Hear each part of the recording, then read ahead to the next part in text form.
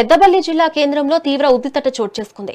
BRS working president KTR పిలుపు మేరకు చేపట్టిన చెలో కన్నెపల్లి పంప్ హౌస్ కార్యక్రమం పెద్దపల్లిలో హైటెన్షన్ కు దారితీసింది. పంప్ హౌస్ ముట్టడికి వెళ్లేందుకు సిద్దమైన బీఆర్ఎస్ కార్యకర్తలను పోలీసులు ఎక్కడికక్కడ ముందస్తుగా అరెస్టు చేసి పోలీస్ స్టేషన్ కు తరలించారు. ఈ సందర్భంగా ప్రభుత్వ తీరుపై బీఆర్ఎస్ నాయకులు తీవ్ర ఆగ్రహం వ్యక్తం చేశారు. అరెస్టులతో తమను అణచివేయలేరని మండిపడ్డారు. ఇప్పటికైనా కన్నెపల్లి పంప్ హౌస్ మోటార్లు ఆన్ చేసి నీటిని లిఫ్ట్ చేసి రైతులకు అందించాలని హెచ్చరించారు.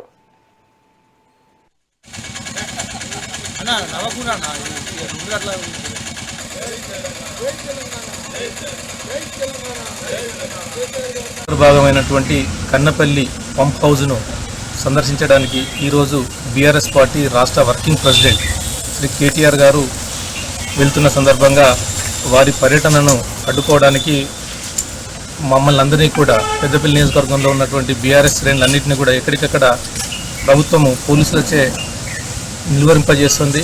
దీనిలో భాగంగానే ఈరోజు తెల్లవారుజాము నుండి బీఆర్ఎస్ శ్రేణులన్నింటినీ కూడా అందరినీ కూడా పోలీస్ స్టేషన్లో సమీప పోలీస్ స్టేషన్ లోపల నిర్బంధించి ఆ పర్యటనకు వెళ్లకుండా అడ్డుకుంటున్నారు.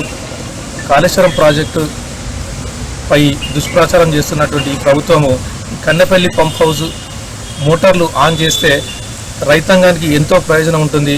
ఇప్పుడు నీరంతా కూడా 2 టీఎంసీల నీరు ప్రతిరోజు కూడా సముద్రంలో కలుస్తుంది.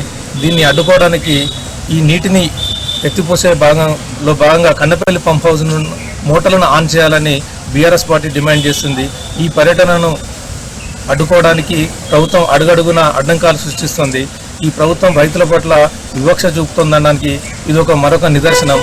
ఈ ప్రభుత్వం ఇలా చేస్తేనే రైతాంగం రానున్న రోజుల లోపల ఖచ్చితంగా వాళ్ళకి మరి తిరిగి బుద్ధి చెప్పే రోజులు దగ్గర పడ్డాయి.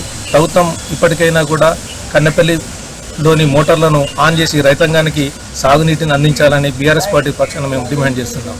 భాగమైనటువంటి